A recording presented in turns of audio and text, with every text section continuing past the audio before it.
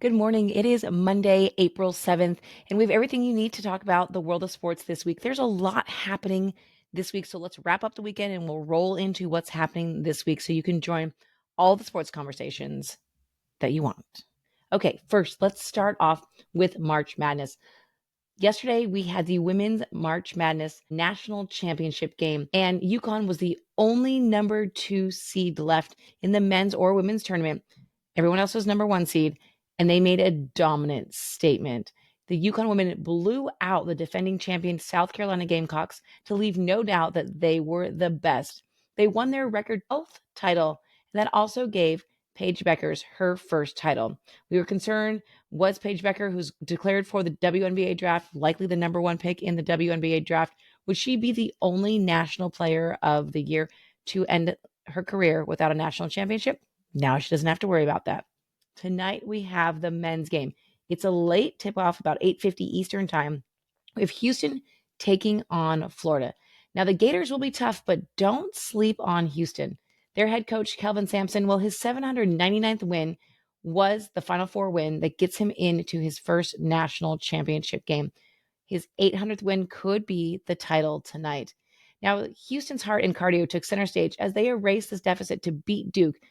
It looked like Duke was going to win on Saturday night, and Houston came back and the Cougars won. It was revealed that the Houston's team average for running a mile is 5 minutes and 19 seconds. That is absolutely insane, but explains how they can hang for an entire game and come back like that at an end of a game. And let's talk a little bit about ratings. While everyone says they want Cinderellas in the Final Four, the viewership numbers show that maybe all number ones in the Final Fours equal ratings.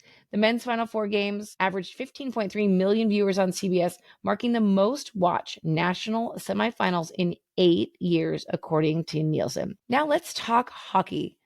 Yesterday, Alex Ovechkin of the Washington Capitals surpassed Wayne Gretzky for the NHL's all-time goal scoring record, scoring his 895th goal.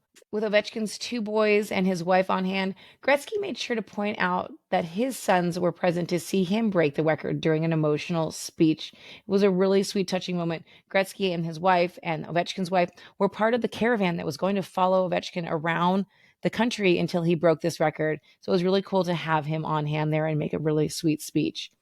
Now, here's a fun story before we part ways.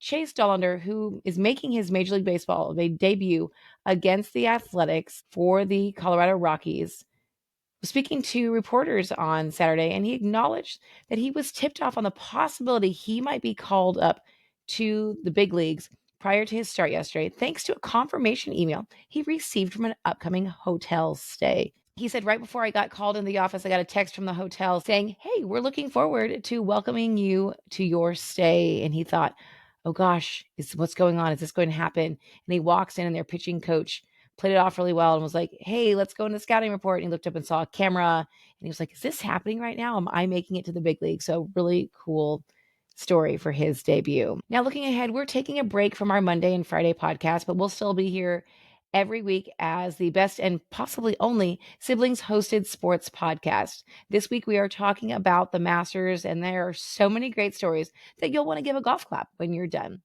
Also happening this week, the national championship game, obviously tonight for the men. The Masters starts this week. The Frozen Four, which is the national championship for college hockey, is happening this week starting on Thursday. And Sunday wraps the end of the NBA regular season. Have a great week ahead. Keep up with us on social at lastnightsgame.com. And if you're going to miss us on that Monday and Friday, social's the place to find us, to find all your sports news, to join that water cooler conversation. Have a great week ahead.